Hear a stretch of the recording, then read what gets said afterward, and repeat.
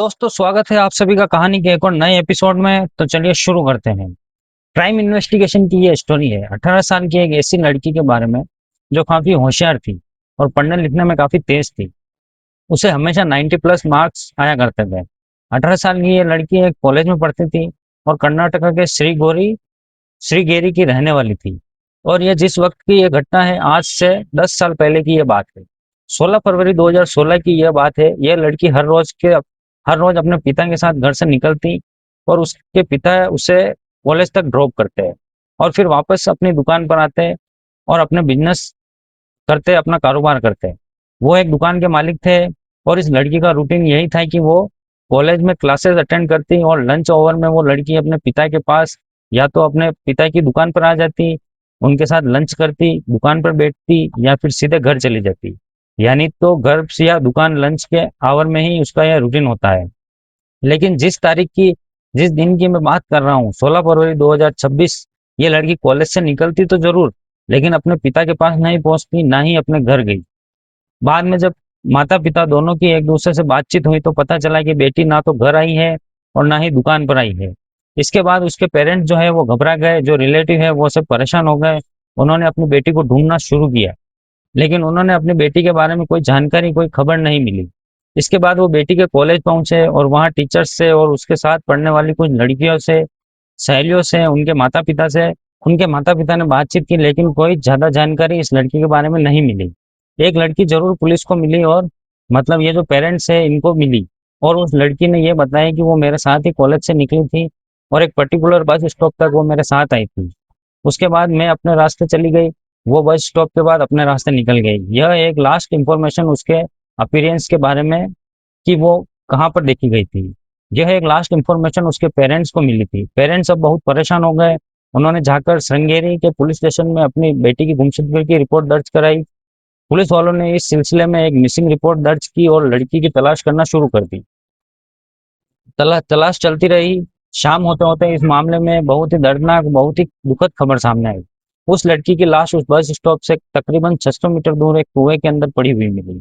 इस कुएं में ज्यादा पानी नहीं था, बल्कि कीचड़ था नीचे, और लड़की की लाश उसी कीचड़ में धंसी हुई थी। लड़की को ढूंढ रहे लोगों की नजर जब इस कुएं में पड़ी, लाश पर गई, तो वह चौंक गए और बहुत दुखी हो गए। फिर उन्होंने पुलिस को इन्फॉर्म किया। श्रृंगेरी की पुलिस मौके पर पहुंची और फिर फायर ब्रिगेड और कुछ बचाव कर्मियों की मदद से उस लड़की की लाश को बाहर निकाला गया।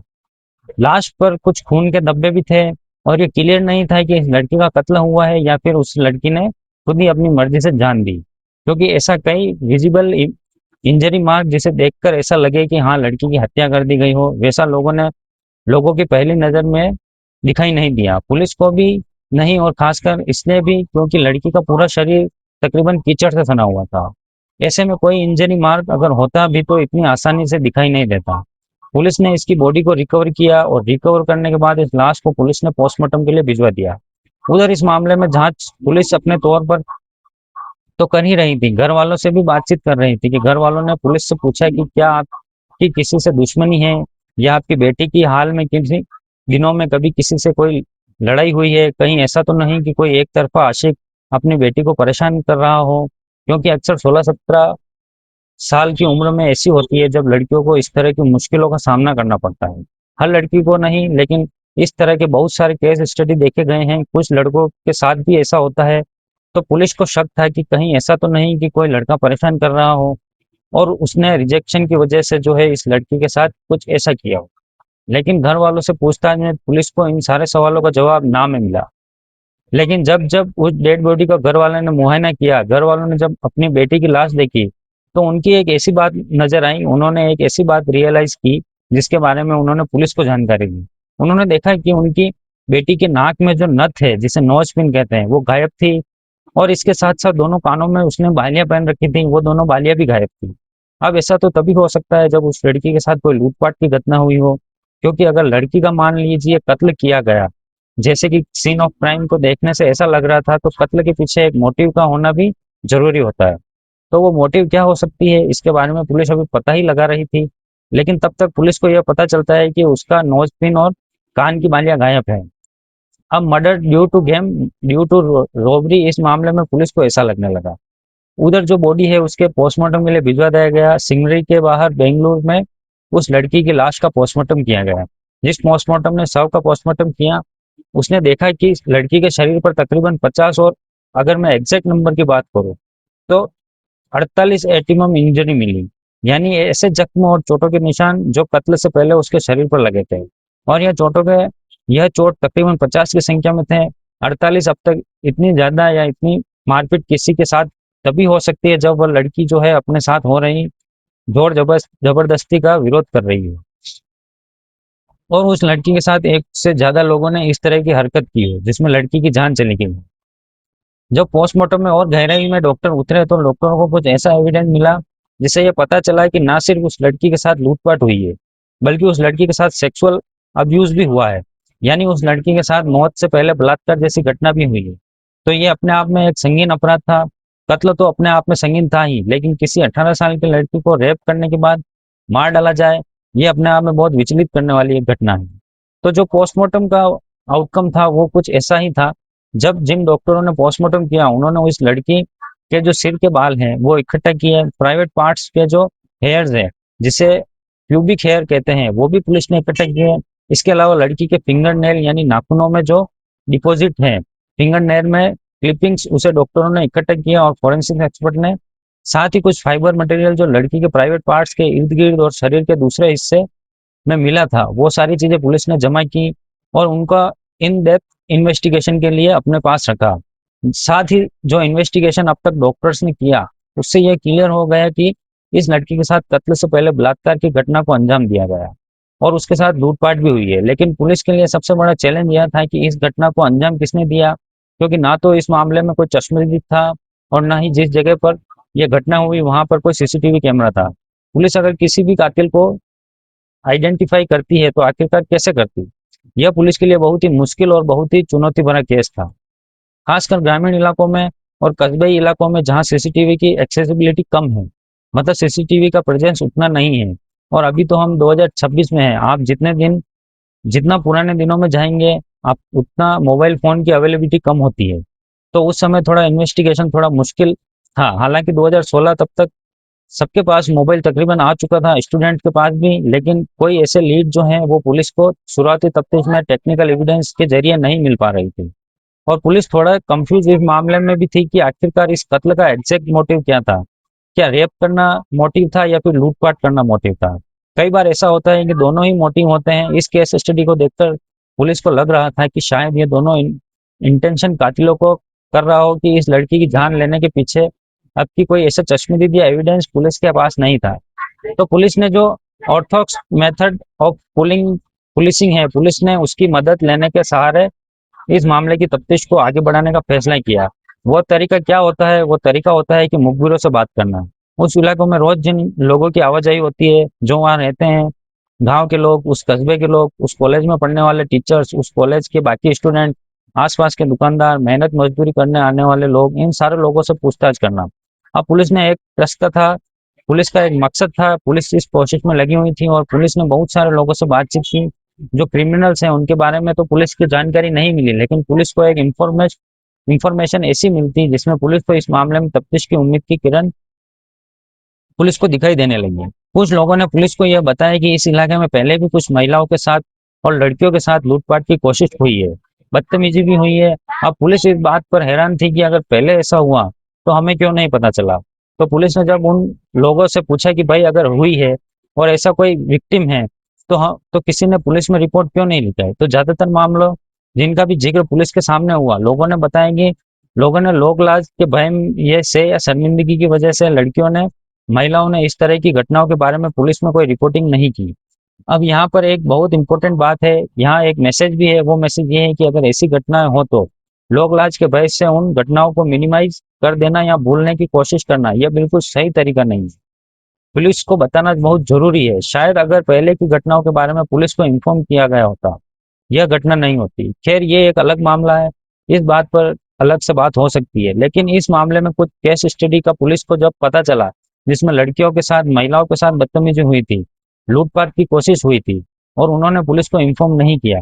ऐसे मामला तो एक टीचर्स का ही था जिसके साथ ऐसी घटना हुई थी और उस टीचर ने इसके बारे में लोकल पुलिस को इन्फॉर्म भी किया था, लेकिन उस मामले की तफ्तीश कहीं बहुत ज्यादा आगे नहीं बढ़ी। और इत्तेफाक से उस टीचर के साथ वो जो दुर्व्यवहार की और लूटपाट की कोशिश की घटना हुई थी, वो श्रृंगेरी पुलिस स्टेशन की हद में नहीं हुई थी, बल्कि श्रृंगेरी के पास एक और पुलिस स्टेशन है जिसका नाम है जयापुरा।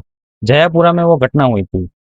हुआ यह था कि जयापुरा में एक बस स्टॉप पर वो टीचर कुछ रोज पहले खड़ी थी, और तब दो तीन लड़कों ने उस महिला के साथ लूटपीट करने की कोशिश की।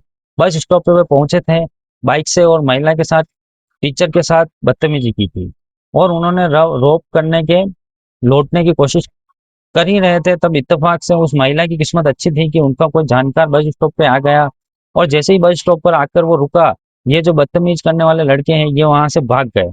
तो देखा जाए तो वो महिला बाल बाल बच गई थी। उसके साथ बहुत बड़ी रॉबरी जैसी घटना कम से कम हो सकती थी, मास सिंपिंग हो सकती थी, मिस हैपनिंग हो सकती थी।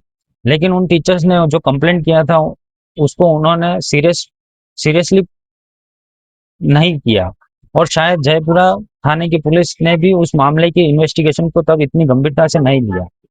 पुलिस ने जब इस जानकारी जुटाई तो पता चला कि एक स्टूडेंट के साथ भी, कॉलेज गोइंग स्टूडेंट के साथ भी कुछ रोज पहले ऐसा हुआ था, और उस स्टूडेंट ने पुलिस को अपने साथ हुई ज्यादती की घटना की इस बारे में जानकारी नहीं दी थी।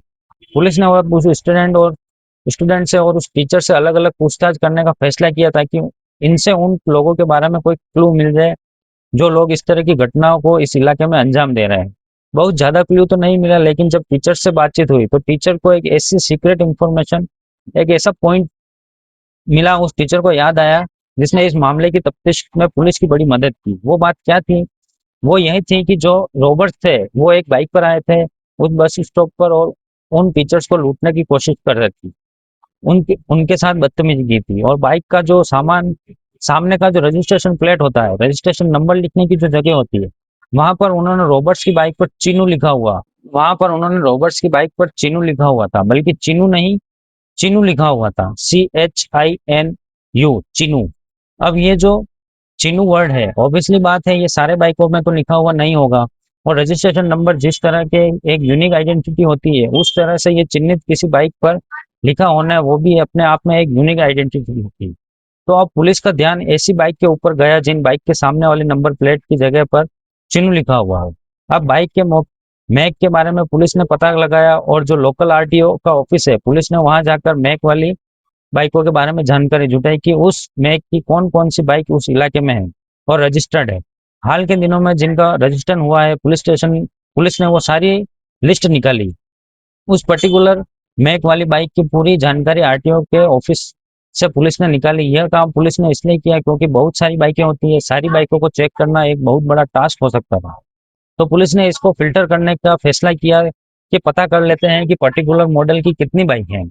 और जब पुलिस को ये पता चल गया तो पुलिस ने उन बाइक्स के जो ओनर हैं उनके बारे में जानकारी जुटाई, कुछ लोगों से पूछताछ की, और जहां पर वो बाइक के ओनर अलग अलग घरों में अलग अलग जगहों पर रहते थे, उस मोहल्ले में जाकर पुलिस ने पता किया और कोशिश की कि आखिरकार पुलिस को एक और लीड मिली। वो लीड ऐसे तो नहीं था कि किसी ने पुलिस को बता दिया हो कि हाँ फला आदमी के पास कोई बाइक है जिसमें चिन्हू लिखा हुआ, लेकिन एक जो और लीड मिली वो बहुत ही इंपॉर्टेंट और बहुत ही खास लीड थी। वो क्या थी? एक किसान उस इलाके में रहता था। उसने पुलिस किसान से पुलिस की बातचीत हुई, पुलिस लोगों से पूछताछ कर ही रही थी, तो किसी को एक जानकारी दी जिसमें पुलिस ने बताया कि एक रोज पहले उससे दो नौजवान लड़के किसी मोड़ पर मिले, और वो वहां खड़े थे, और उन दोनों नौजवान लड़कों से उस किसान की बातचीत हो रही थी, और इनमें से एक नौजवान के चेहरे पर स्क्रैच मार्क थे, ऐसे निशान जिसमें किसी ने चेहरे पर नोचा हो। तब किसान बड़ा क्यूरियस था यह जानने के लिए कि भाई किसी के चेहरे को इस तरह से कौन नोच सकता है। वो जो दो लड़के थे उनमें से एक लड़के के चेहरे पर स्क्रैच यानी उस तरह के नोचे जाने के निशान थे। किसान ने उस लड़के से पूछा भी दोनों से कि भाई क्या चक्कर है, तुम्हारे चेहरे पर ये कौन सा दाग है, कैसे किसने नोच लिया? लेकिन उन दोनों लड़कों ने इस चेहरे पर जो दाग था उसको लेकर कोई कॉन्क्रीट जवाब नहीं दिया, कोई लॉजिकल आंसर उस किसान को नहीं दिया। किसान के दिमाग में यह बात थी, और पुलिस ने जब उस किसान से इत्तेफाक से पूछताछ की तो बातचीत की, क्योंकि पुलिस उस इलाके में ज्यादातर लोगों से पूछताछ कर रही थी, तो पुलिस को इन दो लड़कों के बारे में मिली, जानकारी मिली। अब पुलिस को यह याद आया कि जो पोस्टमार्टम रिपोर्ट है उसमें लड़की के साथ जाति की बात सामने आई है, रेप वाली बात भी सामने आई है, और साथ ही पुलिस को यह भी याद आया कि जो पोस्टमार्टम करने वाले फोरेंसिक मेडिसिन के एक्सपर्ट हैं उन्होंने इस लड़की के नेल के जो क्लिपिंग्स होते हैं, उस फिंगर नेल की क्लिपिंग को वो पुलिस ने इकट्ठा किया, मतलब फोरेंसिक एक्सपर्ट ने इकट्ठा किया, जो इस बात की तरफ इशारा करते हैं कि शायद उसके नेल में कोई त्वचा के टुकड़े या मांस के टुकड़े जरूर होंगे। जब उसने अपने आप को बचाने की कोशिश के लिए किसी को नोचा होगा, तो यह बहुत इंपॉर्टेंट जानकारी पुलिस के सामने थी। अब पुलिस को इन सारी चीजों को एक दूसरे से मिलाना था, कॉर्पोरेट करना था, मिलाना करना था। इस बीच वो चिन्नू नंबर की बाइक, चिन्नू लिखा हुआ बाइक की तलाश तो चल ही रही थी, और पुलिस को आखिरकार इतने सारे लीक के बाद, आप यह कह सकते हैं कि सुरागों के बाद आखिरकार पुलिस को वो आदमी मिल गया जिसकी बाइक पर चिन्नू लिखा हुआ था। यह एक नौजवान लड़का था जो मेहनत मजदूरी किया करता था, लेकिन वो देखा जाए तो एक तरह आदतन अपराधी था। उसका नाम था संतोष आर। संतोष आर को पुलिस ने दबोचा। उसकी बाइक पर ठीक उसी तरह का चिन्ह लिखा हुआ था जिस तरह से टीचर्स ने देखा था और पुलिस की डिस्क्राइब किया था। और उसके बाद से पुलिस को वो जो लड़की है, उस जिसकी हत्या हुई है, उसकी नोज पिन और कानों की बालियां भी मिल गई, बरामद हो गई। लेकिन पुलिस ये का यह एक ऐसा तरीका होता है जिसके बारे में कई बार जो बचाव पक्ष के वकील हैं वो शक करते हैं, यहाँ तक कि अदालत भी ये भरोसा करना मुश्किल हो जाता है कि ये वाकई चीजें जो है वो पुलिस की निशानदेही के पर बरामद हुई है या नहीं। क्योंकि कई बार पुलिस पर ऐसे इल्जाम लगते हैं कि पुलिस किसी को फंसाने के लिए या उन पर केस के इन्वेस्टिगेशन को कंप्लीट करने की जिम्मेदारी को पूरा करने के लिए इस तरह की चीजें प्लान कर देती है। तो ऐसे इल्जाम भी बचाव पक्ष के लोग लगाते हैं। तो इसलिए पुलिस को नोज पिन और कान की बाली तो बेशक आर संतोष के पास मिल गया, लेकिन पुलिस इतने भर से संतुष्ट नहीं होना चाहती थी। पुलिस अब उसके दूसरे साथी को, जो इस लड़की के मर्डर में शामिल था, संतोष से पूछताछ के बाद उसके बारे में पुलिस को जानकारी मिली। उसका पीछा करना शुरू किया। उसे जानकारी मिल गई थी वो लगातार भाग रहा था। कई दिनों की तलाश के बाद, कई दिनों तक उसका पीछा करने के बाद आखिरकार पुलिस ने दूसरे नौजवान का, जिसका नाम प्रदीप इम है, उसको भी गिरफ्तार कर दिया। प्रदीप के चेहरे पर नोचे नोचने के वो निशान मौजूद है और वो अभी बिल्कुल विजिबल थे। और यह बात तकरीबन क्लियर हो गई कि यह दोनों लड़के हैं जिन्होंने उस लड़की के साथ पहले रेप किया, फिर उसकी हत्या की और कानों की बाली और नोज का जो नोज पिन होता है, नोज पिन उसे लूट कर चले गए। इंटेंशन लूटपाट का ही रहा होगा, लेकिन अकेले लड़की को देखकर इनके अंदर का शैतान जागा और इन्होंने लड़की के साथ भी ज्यादती की। पुलिस ने इन दोनों को गिरफ्तार कर लिया, इनसे पूछताछ भी हुई और इन्होंने अपना जुर्म भी कबूल कर लिया। लेकिन अभी असली सबूतों को आजमाने की और उन्हें न्याय की कसौटी पर कसने की बारी थी। तो वो सबूत क्या थे? वह सबूत थे जो भी फोरेंसिक एविडेंस पोस्टमार्टम करने वाले डॉक्टर्स ने इकट्ठा किए थे। वह जिसमें सिर के बाल, प्राइवेट पार्ट्स के बाल, फिंगर नेल क्लिपिंग और फाइबर मटेरियल, ये सारी चीजें जो है, उन सबूतों की रिपोर्टिंग का पुलिस को इंतजार था। और वो रिपोर्ट आए। प्रदीप एम नाम के जिस दूसरे आरोपी को पुलिस ने गिरफ्तार किया, उसके डीएनए प्रोफाइल इस लड़की के बॉडी से जो ह्यूमन डिपॉजिट मिले थे उसमें मैच कर गया, और लड़की के जो नाखून में त्वचा के कुछ हिस्से मिले थे, उसका जो डीएनए प्रोफाइल था वो प्रदीप के डीएनए प्रोफाइल से मैच कर गया। जिससे यह क्लियर हो गया कि उस लड़की की हत्या करने के में प्रदीप का रोल और प्रदीप का प्रेजेंस जरूर था। ठीक इसी तरह से संतोष के भी कुछ बायोलॉजिकल मटेरियल उस लड़की के बॉडी से पुलिस ने रिकवर किए थे, फॉरेंसिक एक्सपर्ट ने रिकवर किए थे। वो जो भी है आइडेंटिकल तरीके से डीएनए एग्जामिनेशन से मैच कर गया। और जब डीएनए रिपोर्ट की किसी आरोपी की और किसी विक्टिम के साथ मिल जाती है, जिस तरह से कि केस स्टडी की बात मैं आपको कर रहा हूँ, तो फिर एक तरह से सबूत बन जाता है, मतलब ऐसा एविडेंस जो बिना डाउट हो, क्योंकि डीएनए एक यूनिक आइडेंटिटी होती है। आप सब जानते हैं कि एक आदमी का डीएनए दूसरे आदमी से मैच नहीं करता, मतलब परिवार के लोगों के साथ तो मैच करता है, लेकिन रेंडमली किसी का किसी के साथ मैच नहीं करता। तो अगर प्रदीप और संतोष के डीएनए को एविडेंस अगर उस लड़की की बॉडी से रिकवर हुए हैं, तो आप समझिए कि इन दोनों का उसके कत्ल में और उसके साथ रेप करने की घटनाओं में कितना, मतलब ऐसा हाथ होगा जिस पर कोई डाउट ही नहीं किया जा सकता। तो ये बहुत अहम सबूत पुलिस के पास थे जो फोरेंसिक इन्वेस्टिगेशन की बदौलत पुलिस को मिले थे। पुलिस ने इस मामले की चार्जशीट दाखिल की। 38 विटनेसेस को पुलिस ने इस मामले में कोर्ट के सामने पेश किया, चाहे वो फोरेंसिक्स एक्सपर्ट हो, वो टीचर हो जिनके साथ पहले रॉबरी की कोशिश हुई थी, वो किसान हो जिसने इन आरोपियों के चेहरे पर नाखून के निशान देखे थे, तो और वो स्टूडेंट हो। इस तरह से बहुत सारे लोग हैं इस केस से जुड़े हुए, जिसने भी पुलिस ने इन्वेस्टिगेशन के दौरान पूछताछ की थी, उनको पुलिस ने राजी किया और 38 गवाहों को पुलिस ने इस मामले में कोर्ट में पेश किया। 17 evidence piece of evidence police ने इस मामले में कोर्ट में पेश किए और तकरीबन 10 से 15 डॉक्यूमेंट्री एग्जिबिट जो है वो सबूतों के तौर पर पुलिस ने अदालत में पेश किया।